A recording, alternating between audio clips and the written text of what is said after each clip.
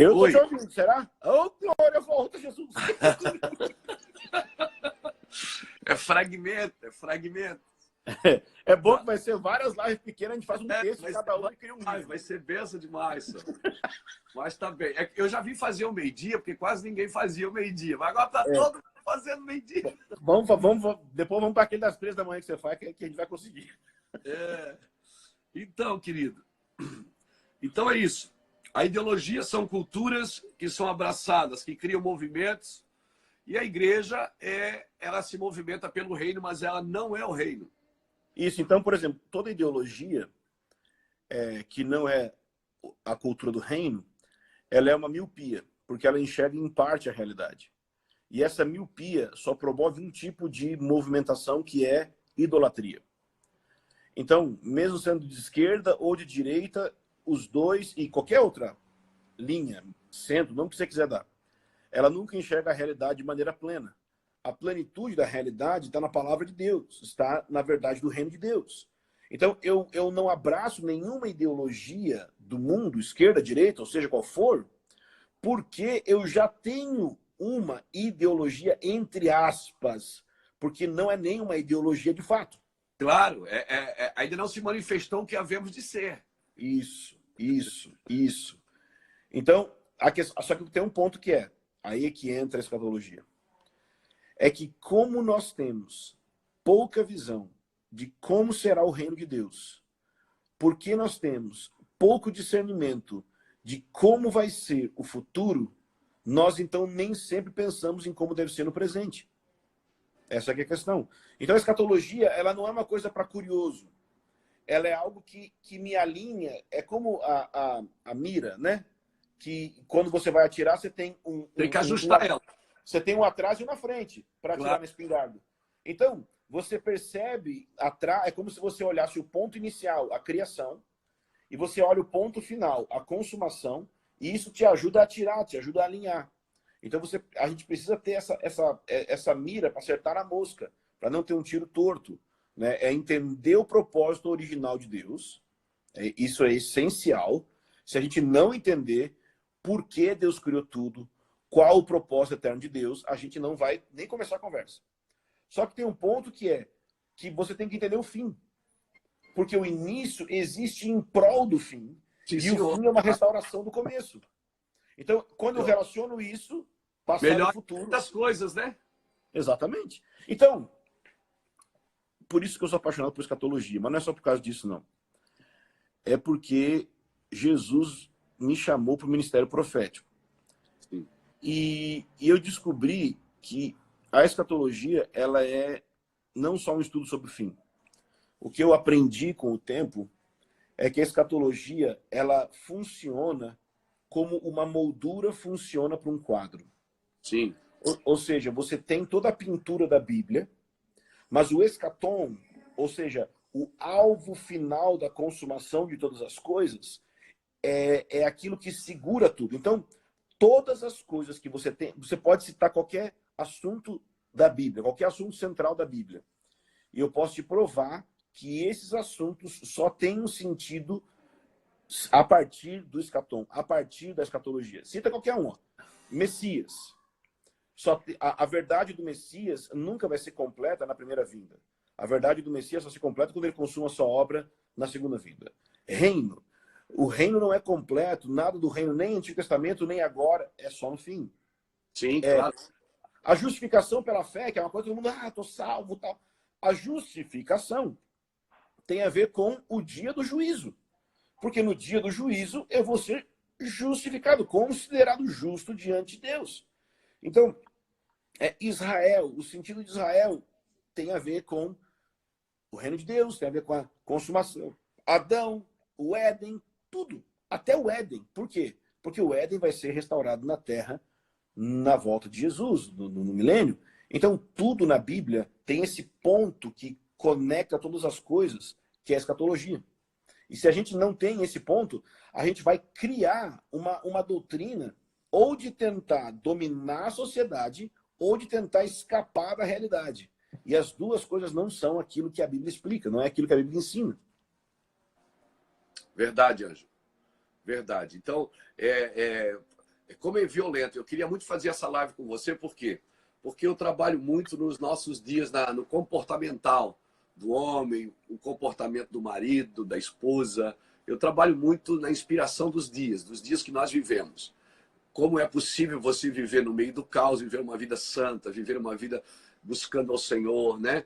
Tendo experiências como você teve ontem, o filho que cai da bicicleta, tal. Ter as experiências de família, ter as experiências e você viver numa esperança futura. Então, eu queria muito ter feito essa live com você, porque para mim você é uma das pessoas que mais domina o assunto nos nossos dias. Eu até aconselho você que está aqui na nossa live, depois entra lá no Instagram do Ângelo, @AngeloBasso, com 2 E, e acompanhe os ensinos do Ângelo. É muito forte, é muito violento. O Ângelo é uma voz nesses dias, uma voz escatológica, com muito ensino, com muita saúde no ensino, né? Com muita graça para ensinar, com muitas lágrimas, porque é um ensino profético, né? A gente separou o mestre do profeta, né? Acho que a igreja fez uma bobeira de separar o mestre do profeta. Então, e a igreja, os ensinos da igreja, muitas vezes, perdão da palavra, mas se tornaram patéticos e não proféticos, né? Eles não dão uma esperança para quem ouve. E a gente fez na realidade, a gente fez muitas besteiras como ensinos, né? Na igreja, separando os 5 ministérios, que um pastor não podia ser um evangelista, que o evangelista é o cara que sai para as ruas para pregar, que o mestre é da revistinha da escola dominical. E a gente separou, a gente tirou, na realidade, o profético do ensino, tirou o profético do evangelismo, tirou o profético do apóstolo, tirou o profético do pastoreio. O pastoreio ele está mais para cuidar das pessoas hoje, para ficar no culto, para ficar na igreja. Por isso, quando dá uma situação dessa, que fecha-se os templos, as pessoas têm dificuldade de trazer uma palavra de esperança para os próximos dias. Por quê? Porque o pastor hoje não é profético, né? Ele esqueceu que o fundamento da igreja é apostólico e profético. Ou seja, tudo que nós fizemos é profético. Tudo que eu faço, eu crio um filho profeticamente para que ele cresça. Né? Tudo é profético, tudo é esperando o que vai acontecer. E quando você tem noção do que já vai acontecer, você tem noção, você tem direção para aquilo. Cara, para que juntar coisas sem sentido se eu tenho noção dos fins dos dias? Para que fazer coisas sem sentido se eu tenho noção dos fins dos dias? Quando eu penso nisso, eu chego a uma conclusão que, com muita humildade, eu queria falar isso. Mas eu sinto, às vezes, que as pessoas estão buscando palavras para o que elas têm que fazer. Então, eu fiz a brincadeira na virada do ano. Irmãos, eu não preciso de uma palavra para 2020, porque eu já tenho a Bíblia. Exato. Então, assim... Deixa de ser grosso. Aí eu bater em cavalo. Mas a questão que aconteceu no meu coração quando eu disse isso é que tem algo muito forte descrito na Bíblia. E por que nós não pensamos seriamente sobre o que está na Bíblia, incluindo sobre o futuro, nós ficamos buscando palavras para o presente, só que as palavras do presente, elas estão ancoradas na palavra de Deus, que fala sobre o futuro. É porque a igreja não está sendo profética, Ângelo. Os ensinos não preparam para os próximos dias. A gente prepara a igreja para o culto. A gente prepara a igreja para o culto. E não prepara o culto para os próximos dias. Como o Vilela está falando, né? Esperança é coisa séria. Esperança é coisa séria. Exato. Tem muito a ver, porque assim, por que eu estou trabalhando? Por que eu estou fazendo isso? Por que eu estou escrevendo? Por que eu quero... Se tem a ver só comigo, não faz sentido. Se tem a ver só com os meus dias, não faz sentido. Você vai ver profeticamente sempre a ideia do diabo, vamos dizer assim, é sempre tentar parar a continuidade, né? Por exemplo, a desobediência, deixa eu usar um texto aqui, a desobediência de Saul, ela não tirou ele do trono, ele continuou reinando. Ele ficou 40 anos no trono em desobediência. O que parou na vida dele foi a continuidade. Os filhos pararam ali, não parou, não teve continuidade. Então, assim, a desobediência de Saul, ou seja, Deus desabilitou. Ele ficou 40 anos no trono, mas só 7 dias na presença de Deus. Então, assim, Deus desabilitou, mas não removeu. Então, tem muitas coisas que eu vejo que Deus desabilita, mas não remove. Como tem coisa que ele habilita, mas não estabelece. Assim, ele desabilitou Saul, mas não removeu na hora. Ele removeu 40 anos depois. Então, quando dá esses caos assim, eu acredito que também é um trabalho de remoção, sabe? É um trabalho de remoção para remover o quê? Remover o que já foi desabilitado. Meu irmão, se você não foi desabilitado, você não tem que ficar com medo, não. Bom, da onde a gente vai daqui? Eu quero perguntar para você. Você quer que eu fale sobre Mateus 24, taraná, ou você quer que eu fale sobre o reino, o milênio e o futuro? Fala o que você quiser.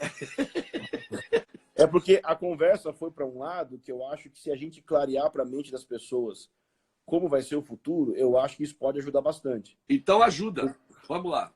Então, algumas coisas para pensar sobre o futuro. A gente tem que entender qual que é o propósito eterno de Deus, vamos colocar assim.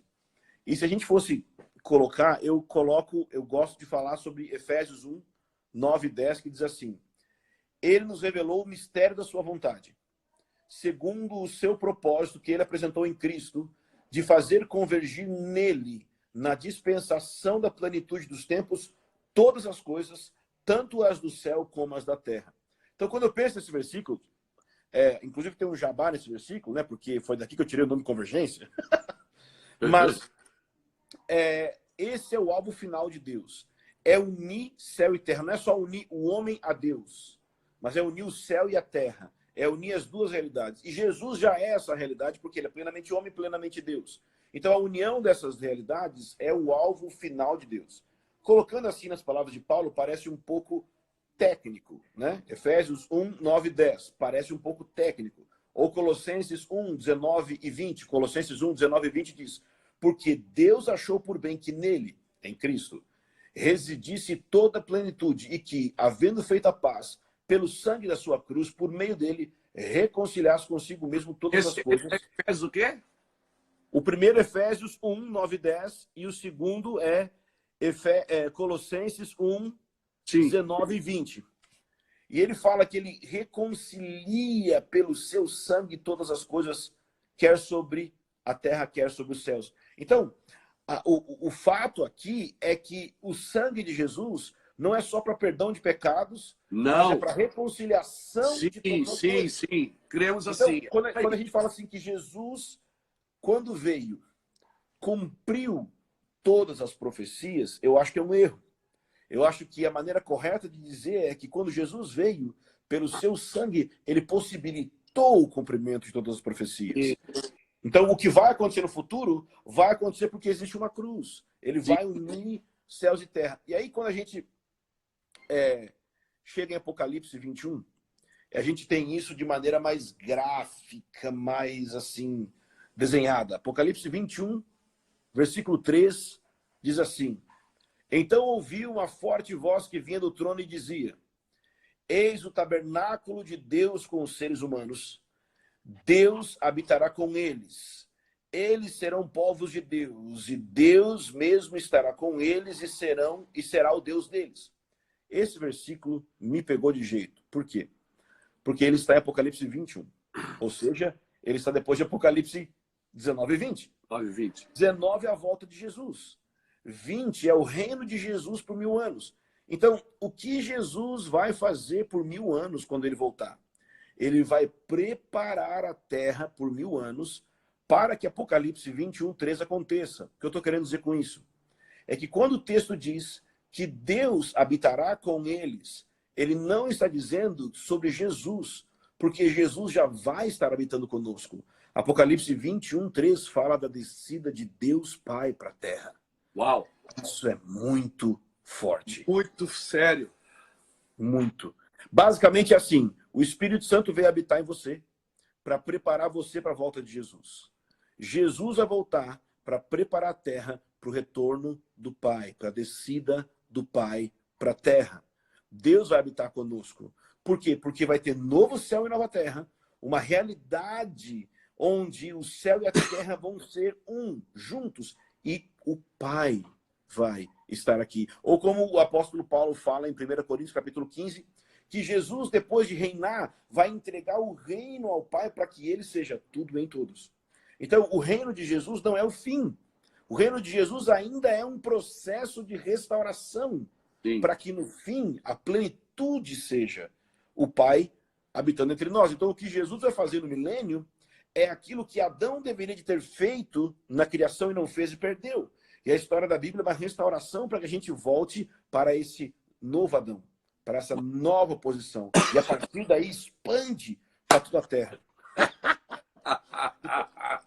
Então, eu tenho aqui 5 características do reino milenar que eu penso que, se as pessoas tiverem isso em mente, elas vão ter uma imagem mais clara de como vai ser o reino, como que vai ser o futuro.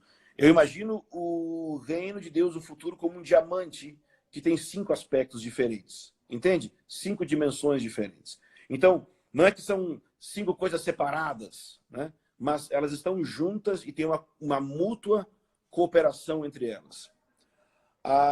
O primeiro aspecto do reino milenar que tem que ficar claro na nossa mente é a respeito da Nova Jerusalém. A Nova Jerusalém vai ter um papel importantíssimo durante o milênio. Ela não vai estar na terra, porque a Bíblia deixa claro que a Nova Jerusalém vai descer sobre a terra no fim do reino milenar.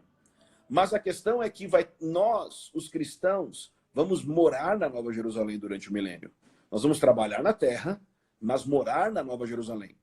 E é por isso que diz em Apocalipse que as folhas da árvore da Nova Jerusalém são para a cura das nações. Ora, não tem sentido, porque se você pensar que a Nova Jerusalém só desce uma vez, que é só no fim do milênio, para que folha para curar pessoas se todo mundo vai estar curado no fim? Então, ou senão, por que existem muros e portas que diz fora ficam, fora ficam? Ué, na consumação de tudo não vai ter ninguém para ficar fora. Então, ela vai ter, a Nova Jerusalém vai ter uma influência sobre a terra. Imagina assim. Eu pinto uma figura mais ou menos assim. Imagina que no milênio, acima da cidade de Jerusalém, vai ter um monte com uma cidade incrustada nesse monte. E Deus vai estar lá, e toda a realidade celestial descendo sobre a terra. E Jesus vai conectar essas realidades. Basicamente é o quê? Gênesis 28, a escada de Jacó, a ligação do céu com a terra. É isso que vai acontecer. Anjos subindo e descendo, trazendo, como diz a música do Vozes, trazendo mensagens, trazendo a realidade do céu para a terra. E isso tem a ver com a ressurreição. Toda aquela realidade de ressurreição vai ser metabolizada em uma cidade. E quando as pessoas perguntam assim, por que diz que a cidade está adornada como noiva? A cidade e a igreja são a mesma coisa? Não. Mas por que a cidade está adornada como noiva? Porque existe na cidade a mesma natureza que existe na noiva. Ou seja, aquilo que existe na noiva, aquilo que existe na cidade estão relacionados. Porque só pode habitar lá quem tem aquela natureza. Entende? Então, esse é o primeiro aspecto. É o céu. Mas tem o segundo aspecto super terreno, que é o Jardim do Éden. O Jardim do Éden. Então, o Jardim do Éden vai ser restaurado durante o milênio. E o que isso significa? Significa que a agricultura vai ser afetada. Significa que os animais vão ser afetados. A atmosfera vai ser afetada.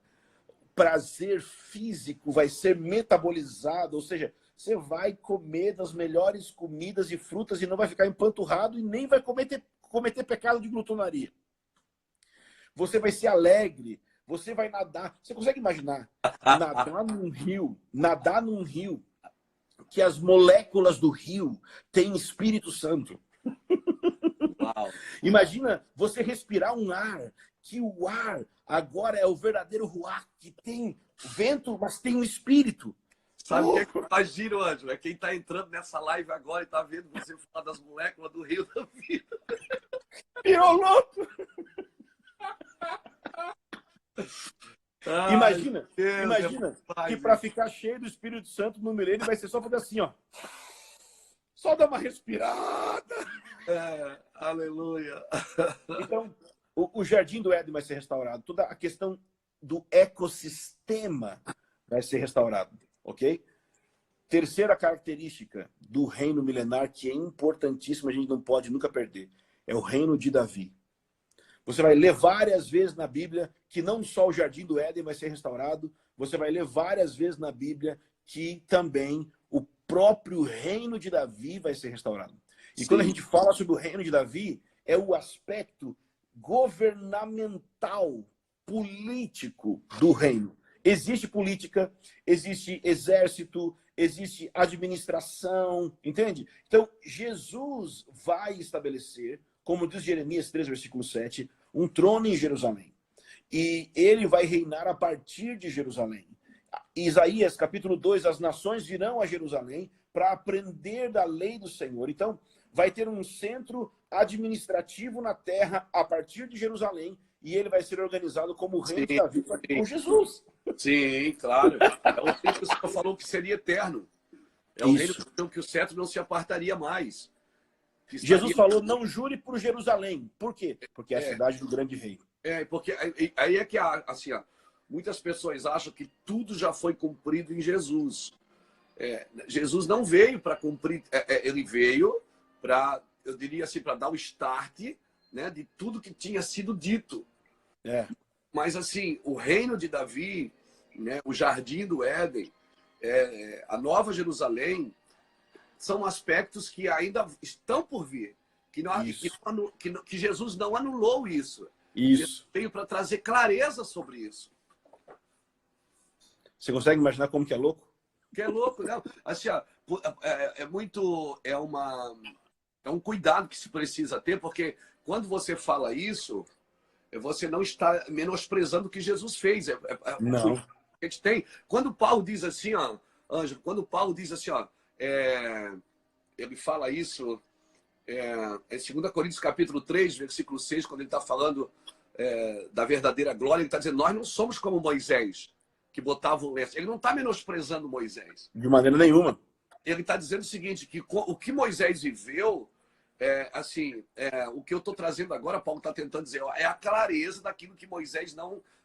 ele viveu para o seu tempo, mas eu não estou menosprezando as atitudes dele de botar o lenço. Ele diz, nós não somos como Moisés, que tampava o rosto para que a glória não fosse visto aquilo que desvanecia, né?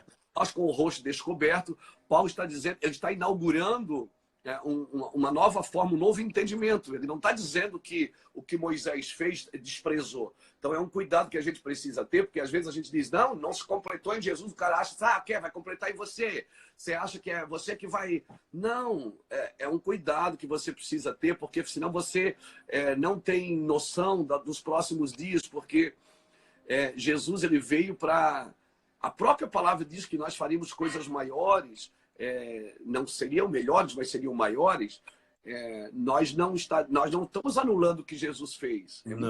Muito importante deixar isso, e nem diminuindo o que Jesus fez, porque o que Jesus fez... Eu acho que dois textos que ajudam é o seguinte. Em João, na cruz, quando Jesus foi crucificado, ele falou, está consumado. Então, quando as pessoas leem esse texto, tem a tendência de pensar que esse está consumado tudo que estava escrito no passado foi consumado e cumprido. Mas não é. Por quê? Porque você tem um outro texto, Apocalipse 10, versículo 7, que diz, nos dias da voz do sétimo anjo, quando ele estivesse para tocar a trombeta, o mistério de Deus se cumpriria, segundo anunciado aos seus servos os profetas. Apocalipse 10, versículo 7. Então, o que Jesus consumou não foi todo o plano de Deus e todas as profecias. O que Jesus consumou foi a obra de redenção. Ou seja, o que ele fez na cruz é suficiente para perdoar os nossos pecados, não está consumado. O preço para comprar uma noiva foi pago. Pronto. Mas uma coisa é isso. Uma coisa é a noiva ser comprada. Outra coisa é a noiva estar pronta. Então existem dois tipos de consumação aí. A consumação de todo o potencial para que exista uma noiva e a consumação de existe uma noiva de fato. Então são dois elementos que a gente está trabalhando aqui para deixar claro que quando Jesus veio, ele não cumpriu tudo da Bíblia. Ele cumpriu tudo aquilo que falava sobre a primeira vinda. Sim. Mas ainda tem outros aspectos. Então deixa eu falar aqui. Tem o quarto aspecto do reino milenar, que esse muita gente não sabe, e que eu acho que seria importante, principalmente para a galera ligada com o movimento de oração, saber.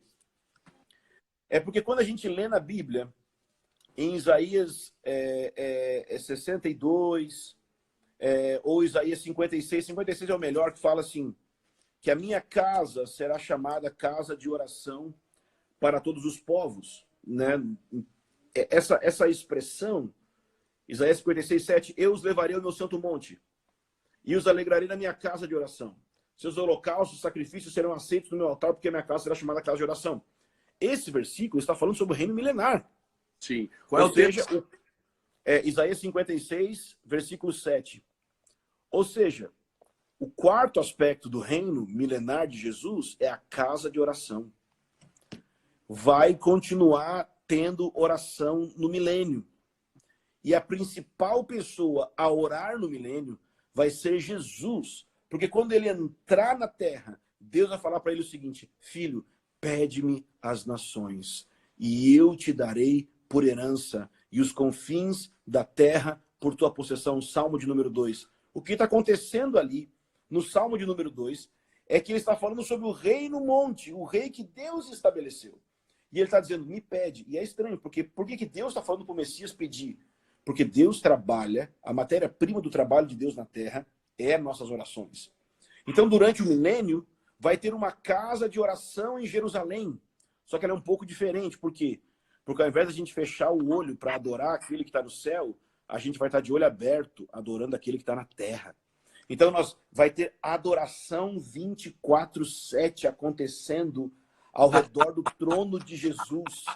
E aquele incenso vai começar a afetar as nações, e os anjos sendo liberados. E não só isso, mas provavelmente vão ter muitas outras casas de oração no mundo, inspirada na casa de oração de Jerusalém. E é aí que entra algo que muita gente não sabe. Vamos jogar a bomba aqui. É que o templo descrito em Ezequiel é o templo que vai ser restaurado durante o milênio. A gente lê Ezequiel e pensa, para que esse templo aqui? Qual o sentido desse templo? Nossa, eu não entendi esse templo. É metafórico. Não, incluindo o rio que corre do trono em Ezequiel 47. É claro que a gente pode usar o rio como uma metáfora do avivamento, claro. Claro. Mas vai ter um rio literal. Sim, que vai sair do trono e vai curar o mundo. Ainda, né? Quatro aspectos da a restauração da casa de oração. Isso.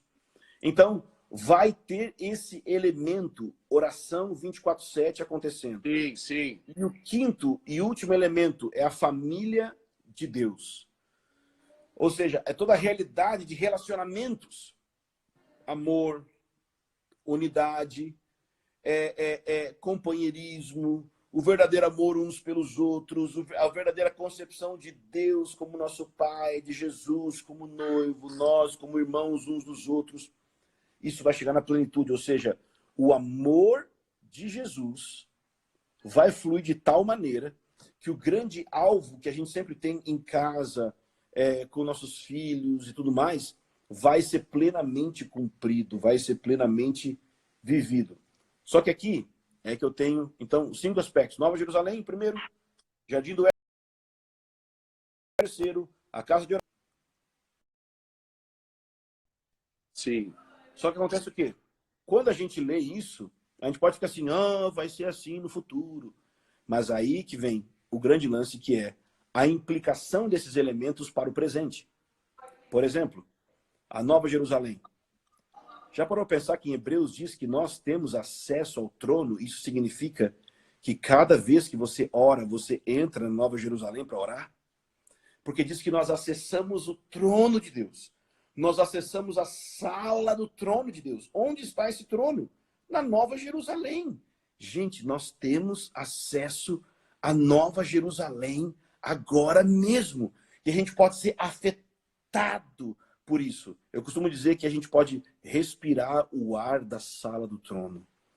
Aquele Então, cada vez que você da sala do trono.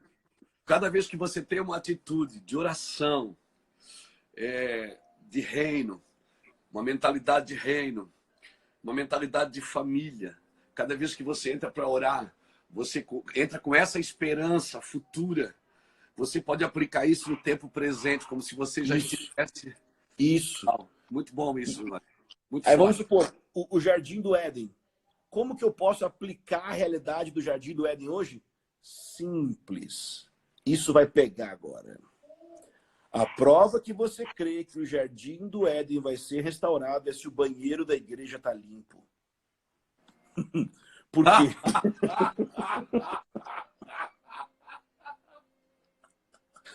Claro! Porque se eu creio que ecologia é um negócio que está no reino de Deus, a igreja vai adotar praças na cidade para restaurar. A igreja vai plantar árvores na cidade. A igreja não vai ser só parede, a igreja vai se preocupar com verde, a igreja vai se preocupar com despoluir rios, a igreja vai se preocupar porque ela já quer viver isso agora. Ela já vai demonstrar isso agora. E o reino de Davi? Como é que nós nos comportamos em relação a Israel? Como é que nós nos comportamos em relação a sionismo, ao direito de Israel sobre a terra? Como que nós nos comportamos em relação a isso? Mas vamos além. Como nós nos comportamos em relação à política? Porque existe uma política do reino de Deus definida, porque política nada mais é do que administração de poder. Então, Deus deu para os homens poderes de soberania. Quando nós olhamos para o reino de Davi e como Jesus vai governar a terra, nós precisamos entender que nós devemos influenciar a política hoje, sim.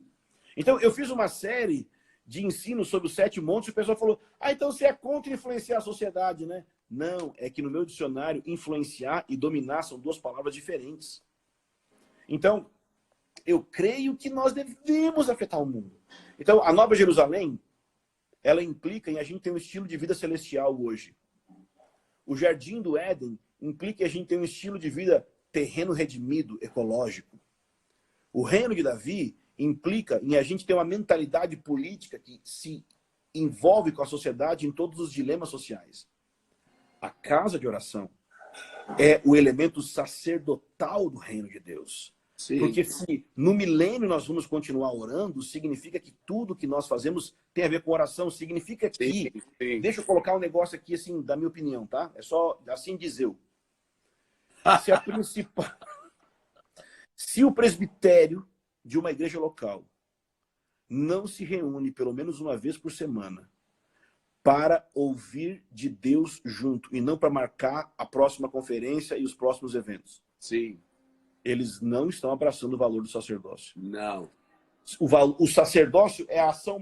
Ser sacerdote é mais alto que ser apóstolo, na perspectiva de Deus. Sim, com certeza. Então, porque todo apostólico é para gerar isso. Claro. Na realidade, o título apóstolo, os títulos, eles não fazem sentido, né? O que faz sentido é as movimentações que preparam a igreja na sua edificação. Você crê que os 5 ministérios são para edificação da igreja? Né? Exatamente. Então, os 5 ministérios vão prover esse tipo de mentalidade, principalmente o profético e o apostólico. Então, se a atividade principal do pastor presidente da igreja, eu uso essa nomenclatura, tá? Algumas igrejas não se identificam assim. Sempre tem algum irmão que é o líder principal, mesmo não querendo. E o presbitério, a equipe dele. Essas pessoas precisam ter atividade principal como a oração. E aí eu lembro daquilo que o Haroldo sempre fala para mim sobre o Francis Frangipane, que escreveu aquele livro, era sobre batalha espiritual na igreja, nos céus e na cultura, acho que é o nome. Francis Frangipane. O Francis começou a dedicar a oração, dedicar a oração, dedicar a oração. E o que acontece quando o pastor gasta muito tempo em oração é que a igreja tem avivamento, a igreja tem mover do Espírito Santo. E a igreja cresceu, cresceu, cresceu, cresceu, cresceu. E um dia, no meio daquele mover todo que estava acontecendo, um cara liga para ele. Só que você tem que pegar o contexto da época. É naquela época que interurbano era muito caro.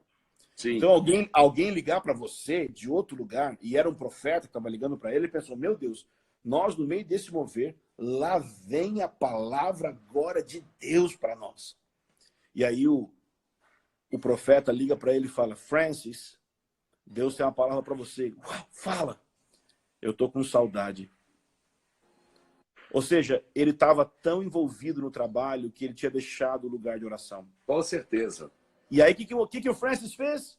Ele chegou no outro domingo na igreja, se levantou e falou assim: irmãos, eu não sei se vocês vão embora, eu não sei o que vocês vão fazer, mas eu quero dizer algo aqui. Todas as minhas manhãs, a partir de hoje, eu não vou atender telefone, eu não vou aconselhar, eu vou ficar diante da presença. Sabe o que a igreja fez? A igreja levantou e aplaudiu. Porque a igreja não quer um pastor que resolve o problema, a igreja quer um pastor que ouve Deus. Claro que resolver não. problema, sabe? Você tem os diáconos para resolver problemas. Mas a gente precisa ouvir de Deus, dedicar a oração e ao ministério da palavra. Anjo, eu tenho essa cultura há muitos anos. As minhas manhãs, é por isso que eu resolvo fazer a live no meio-dia, porque as minhas manhãs, eu entro aqui... Você já vem da presença. Eu entro aqui no meu quartinho aqui. Aqui é o meu quartinho. Aqui é o meu quartinho, meu lugar. Né? Aquele sofazinho ali, aquelas almofadas, estão tudo manchadas de baba de pastor. Deixa eu te mostrar uma coisa, você precisa ver isso, cara. Ai, vou ficar com inveja. Aqui. Sabe o que é isso? Aqui. É de ficar de joelho? Esse banquinho aqui, ó. Aqui. Você pega ele e faz assim, ó.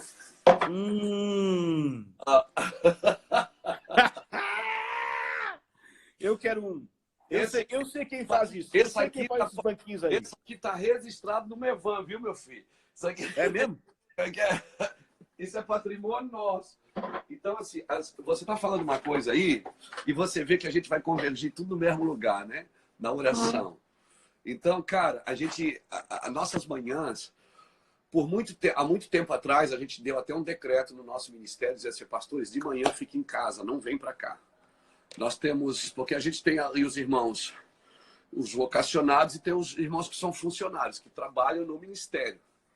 Né? E tem os vocacionados. Então, eu sempre digo para os vocacionados, gente, fique em casa.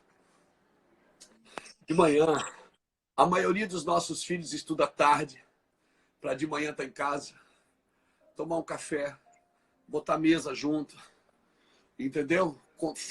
Conversar, falar mal dos outros, entendeu? A gente fica ali junto, todo mundo. Então, aí ao meio-dia, a maioria dos filhos vão tudo para a escola e nós vamos para o escritório da igreja. É igualzinho aqui. A gente faz exatamente isso aqui. Então, assim, a gente já faz isso aqui há muitos anos, né? O pastor Lapa teve a ideia da gente, Luiz, vamos montar um escritório aqui para a gente funcionar, todo mundo junto. Vamos. Então, a gente montou um escritório, todo mundo funciona junto. Mas de manhã, não. Assim, tem os irmãos desobedientes que ainda querem trabalhar, querem produzir bastante. Mas, Ângelo, vou falar uma coisa para você. Esses dias em casa, parado agora, 10 dias, né? A cada ano que passa, o Senhor vem diminuindo o meu ritmo. Os ritmos de viagem, os ritmos de pregações. Mas eu acredito, sim, que o Senhor está convergindo toda a sua igreja para um lugar secreto, para um tempo de oração. Cara, que coisa linda, que coisa linda. Eu quero agradecer ao Senhor pela tua vida. Quero agradecer ao Senhor pelo... Irmãos, vocês que estão me ouvindo, tem 4.380 pessoas aqui. Irmão, entra lá no Instagram do Ângelo, bota aí, @AngeloBazo, com 2 Z. Gente, é muito ensino, é muita instrução. O Ângelo é um mestre profeta desses dias. Uma pessoa que Deus tem levantado na nação brasileira para instrução profética. Porque a gente precisa disso. Ensinar profeticamente, trazendo esperança. Eu quero louvar Deus por tua vida, Ângelo. Amém. E vamos orar? Vamos? Você podia orar, né? Já que você fez tudo hoje. Eu só fiquei aqui. Já fez tudo hoje. Né? Minha mulher mandou uma mensagem aqui e falou, deixa o Luiz falar, meu bem. Não, eu não quero falar, não. Hoje eu não queria falar, não. Eu queria te ouvir, cara. Eu queria que todo mundo te ouvisse. Né? Porque às vezes as pessoas dizem, cara, é isso que a gente está aprendendo também. É isso que a gente tem acreditado também. Né? A gente tem não tinha tanta clareza. E o Ângelo foi uma pessoa que Deus usou muito em nosso meio, e ainda usa até hoje, para trazer muita clareza, né? O Ângelo, muitos ensinos que a gente também recebeu lá de Mike Bickle, lá do Kansas, né? O próprio Léo, o Léo Santos, que tem a casa de oração em Itajaí, um menino muito aplicado na escatologia, né? O Mevan Academy também trabalha bastante com escatologia aqui, mas o dedo do Ângelo sempre teve, né? Sempre teve o dedo do Ângelo, as apostilas do Ângelo, né? Eu tenho várias delas aqui que você manda para a gente estudar e muito bom. Então tá aí, gente. Glória a Deus. Ora aí, Ângelo, vamos terminar. Amém. Vamos orar. Espírito Santo, obrigado, Senhor, Sim, Senhor. por essa manhã, Senhor, esse meio-dia, Sim, que Deus. você nos alinhou com esperança, Senhor. Mas agora eu quero pedir, em nome de Jesus, que essa esperança que foi falada agora encarne no nosso interior. Sim, Senhor. Eu peço em nome de Jesus que a verdade bíblica falada aqui, agora, Senhor, começa a penetrar nos corações, Sim, gerando, Senhor, estabilidade nesse tempo, Senhor. Eu oro por isso, Senhor. Pai, em nome de Jesus, eu te peço, Senhor, que o Senhor traga a cada um dos teus filhos espírito de sabedoria e espírito de revelação, para que eles conheçam ao Senhor mais e para que eles tenham plena clareza da esperança do chamado que o Senhor fez. Qual a vocação, qual a herança do Senhor no meio dos teus santos. Aleluia. Pai, em nome de Jesus, Senhor. Libera iluminação dos olhos do coração agora, Senhor. Sim, Senhor. Libera agora, em nome de Jesus, iluminação dos olhos do coração, para que possam ver a esperança, Senhor. Sim, eu peço que toda nuvem, Senhor, que está na mente dos irmãos que estão ouvindo agora, de medo, desespero, insegurança, pensamento dobre, Senhor, não sabe se obedece o que o Bolsonaro falou, se obedece o que outras pessoas falaram, Senhor, que eles obedeçam ao que o Senhor está falando. Libera a tua voz agora. Libera a tua palavra agora. Libera, Senhor, a direção do teu reino agora. Senhor, em nome de Jesus, como uma flecha, como uma seta, Senhor, mostra aonde é que o Senhor está trabalhando e, mais do que isso, mostra onde o Senhor vai estar trabalhando para que possamos caminhar para lá. Eu sinto o Espírito Santo dizendo que ele está mostrando para o povo de Deus o lugar aonde ele vai estar. Por quê? Porque eles vão começar a caminhar para esse lugar. Muito mais do que saber o que Deus está fazendo. Sim, eu sinto que o Espírito Santo está falando, eu estou colocando vocês numa jornada. Eu estou imprimindo em vocês um espírito de peregrino. Porque na perspectiva de peregrino, vocês vão conseguir andar naquilo que eu tenho, que é fazer tendas que não são de tijolos, que se apegam ao tempo presente. As estruturas que conseguem transicionar para se moldar ao futuro, esperando a cidade que tem os fundamentos da qual Deus é o arquiteto e construtor.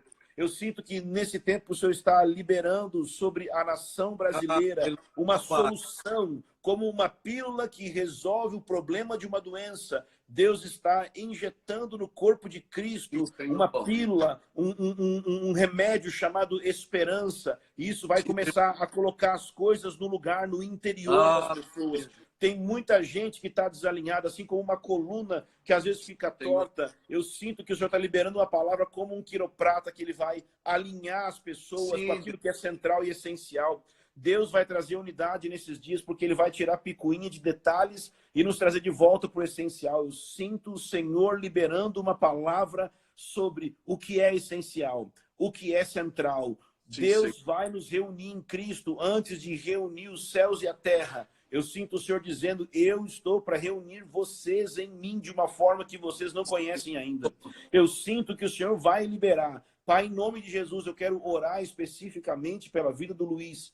E eu quero pedir um aumento, Senhor, na unção e na palavra que ele tem, Senhor. Para que ao falar, Senhor, ó Deus, as tribos se unam, Senhor. As diversas tribos diferentes no corpo de Cristo comecem a sentir uma mesma voz e o mesmo ressoar, Senhor. Aleluia. E se unam, Senhor. E eu oro também por outros ministérios apostólicos que se levantem na nação para liberar uma palavra profética, Senhor, para liberar uma palavra apostólica, Senhor, para liberar uma palavra de alinhamento, Senhor. Eu oro especificamente, Senhor, pela nossa comunhão com os irmãos em Jerusalém, Senhor. Eu oro pela nossa comunhão com os ministérios apostólicos em Jerusalém. Alinha-nos com Jerusalém. Alinha-nos com o que o Senhor está fazendo, Senhor. Sim, Senhor. Pai, nós oramos também pelos jovens da nação brasileira. Sim, Senhor. Eu sinto o Espírito Santo dizendo aos jovens da nação que na época de que rolou o mover em BH, veio muita palavra sobre uma geração de João Batista, mas aquilo era só Deus dizendo que iria fazer, mas está chegando o tempo de acontecer de verdade. Sim, Jovens Deus que vão está ser preparados no deserto para liberar a agora. palavra profética sobre essa nação. Se você é jovem, está ouvindo agora aqui, escuta a trombeta de Deus chamando você para o deserto. Escuta a trombeta de Deus convocando você. Atrairei ao deserto e atrairei ao deserto, atrairei ao deserto. Como Deus diz em Oséias, mas não é só em Oséias. Deus sempre atrai ao deserto para falar o coração. Eu sinto o Senhor atraindo ao deserto. Sim, Senhor. Significa foco. Eu sinto uma palavra muito Deus. forte. Foco, foco, foco, Sim, Deus. foco. O Nosso diabo está tentando foco. distrair essa geração com tecnologia e uma série de coisas. Deus quer curar essa geração, trazendo o foco, um Sim, olho voltado Nome só para Jesus, olhos como de pomba, que só tem um olhar singular de Deus, uma coisa eu peço ao Senhor e a buscarei, que eu possa habitar na sua casa todos os dias da minha vida para contemplar a sua beleza e meditar Sim, no seu santo templo. Deus está levantando uma geração de uma coisa, um foco. Elas vão no deserto contemplar a beleza de Jesus e ser formada para o tempo futuro. Existem jovens desesperados nesses dias porque não querem fazer faculdade, mas também não se adaptam ao sistema da igreja. E eu tenho a palavra para eles. Deus não esqueceu de vocês. Deus não esqueceu de vocês. Deus vai chamar vocês para que vocês entrarem num lugar secreto. Vocês vão abrir a Bíblia e o papai vai falar com vocês. E brevemente ele vai começar a unir vocês com outros que têm esse mesmo encargo. Há um novo ciclo para uma nova geração vindo. Deus não vai trazer mais a normalidade. Muita gente está querendo assim, quando as coisas voltarem ao normal. Não existe voltar ao normal, porque Deus estabeleceu um novo normal.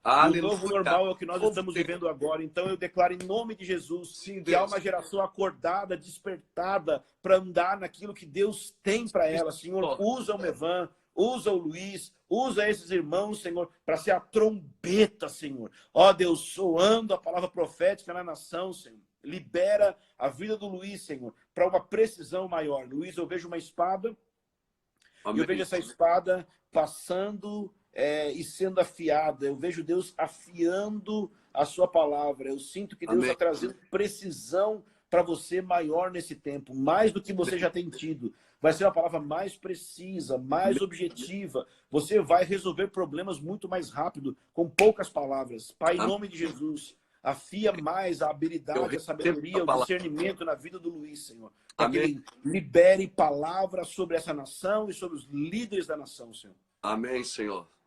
Louvado seja o nome do Senhor. Louvado seja o nome do Senhor. Eu recebo essa palavra, Ângelo. Amém. Um prazer, cara. Um prazer. Você sempre muito alinhado e sempre muito focado e sempre muito preciso nesses assuntos e na presença e no coração de Deus. Amo a tua vida, amo a tua casa, amo teus filhos, ainda não conheço, mas que o Senhor te guarde para esse tempo também, que seja um tempo que tudo que está aí dentro, esses anos todos, venha para fora. Amém? É o tempo de aparecer, é o tempo de se esconder e é o tempo de aparecer. E eu vejo que é o teu tempo de aparecer. É o tempo de Deus te mostrar para a nação brasileira, né? Eu acredito que os dois meninos vieram para marcar um novo tempo, esse novo tempo para mostrar isso, né? Para mostrar, não é que o interesse de Deus é mostrar a sua casa, não só o que você sabe. Então eu louvo a Deus pela tua vida. Você é um profeta de Deus, um homem muito respeitado em nosso meio, muito respeitado no que você fala, no que você ensina, e nós louvamos ao Senhor. E a minha oração é que o Brasil esteja de portas abertas para aquilo que você carrega. Amém. Alinhado pela palavra que Deus depositou, pelo depósito, né? Pela semente que Deus colocou no teu ministério no decorrer de todos esses anos, na tua esposa, na tua casa. Que o nome do Senhor Jesus seja glorificado, né? Você tem dois filhos, né? O Miguel, o Gabriel. E o Gabriel. Né? Isso. Então, um de cada lado, duas asas. É o Miguel e o Gabriel, e você é o anjo, tá tudo certo. Tá tudo certo. Você acha que o profético é brincadeira?